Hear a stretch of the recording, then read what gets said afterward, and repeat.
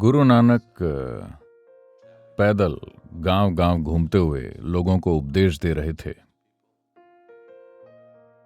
एक बहुत ही दयालु और साहसी व्यक्ति,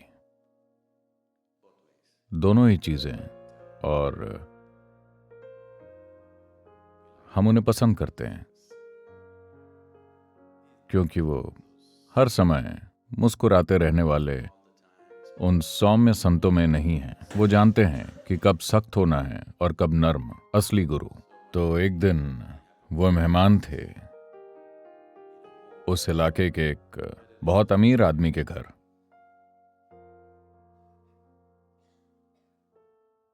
तो जब वो कुछ दिन वो उसी घर में रहे, जाते वक्त उन्होंने उस आदमी को एक सुई दी, सिलाई वाली सुई। सुई देते हुए उन्होंने कहा, इसे तुम अपने पास रखो।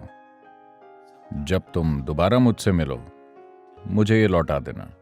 तब तक इसे अपने पास रखो। सुई सोने की नहीं, मामूली सी सुई। उस आदमी ने उसे लेकर अपने पास रख लिया। गुरु के जाने के बाद उसने पत्नी से कहा कि गुरु ने मुझे एक सुई दी है जो मुझे संभाल कर रखनी है और बाद में उन्हें वापस करनी है। उसकी पत्नी, जो उससे थोड़ी ज्यादा समझदार थी, वो बोली, तुम बड़े मूर्ख हो, तुमने गुरु से सुई क्यों ली? अगर तुम ऐसे इंसान से कुछ लेते हो और मान लो वो बहुत बूढ़े हैं और अगर वो मर गए और तुम उन्हें सुई वापस नहीं कर पाए, तो क्या करोगे? तुम हमेशा के लिए कर्जदार हो जाओगे। गुरु से तुमने सुई ली ही क्यों? उनके जैसे इंसान से तुम्हें कुछ भी नहीं लेना चाहिए। हम कुछ दें वो ठीक है, लेकिन उनके जैसे व्यक्ति से कभी कुछ मत लेना। अगर वो मर गए तो तुम ये सुई स्वर्ग नहीं ले जा सकते उन्हें देने के लिए। सुई को स्वर्ग लेकर जाना और वहां देना असंभव है, तो तुम हमेशा के लिए कर्जदार हो जाओगे और उस एक कर्म से तुम मुक्त नहीं हो पाओगे और तुम्हें हजारों जन्म लेने पड़ सकते हैं। ये कोई अच्छी बात नहीं है। फौरन जाकर किसी तरह उन्हें ढूंढो और ये सुई उन्हें लौटा दो। तो वो गुरु के पीछे निकल पड़ा। गुरु तेज चलते हैं, लेकिन धीरे धीरे 1.5-2 महीनों के बाद वो आदमी आखिर गुरु के पास पहुंच ही गया और बोला, हे गुरुदेव, मैं इस सुई को अपने पास नहीं रखना चाहता क्योंकि वैसे भी आप बहुत बूढ़े हैं। अगर आप मर गए तो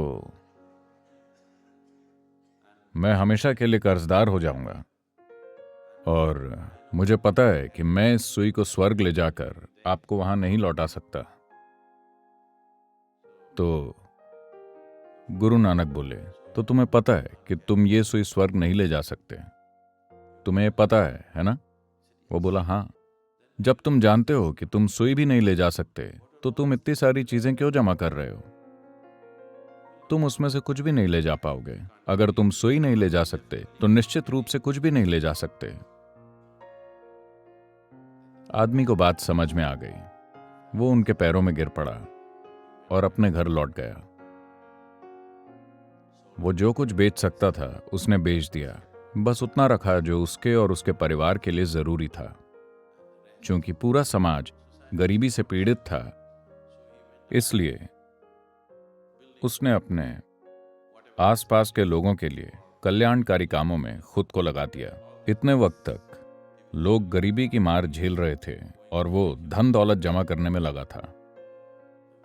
ये दुनिया बहुत छोटी है। ये धरती एक सीमित संसाधन है। अगर हर व्यक्ति लगातार जमा करने पर उतारू हो जाए तो सिर्फ झगड़ा ही हो सकता है, सिर्फ दर्द ही मिल सकता है। जब तक हर इंसान अपने अंदर तय नहीं कर लेता कि मुझे इतने की जरूरत है, मैं इससे आगे नहीं जाऊंगा। अपनी बाकी काबिलियत का इस्तेमाल मैं लोगों के कल्याण के लिए करूंगा। अगर किसी इंसान में ये समझ नहीं है तो वो अपने लिए और दुनिया के लिए एक तबाही है। धरती पर तबाही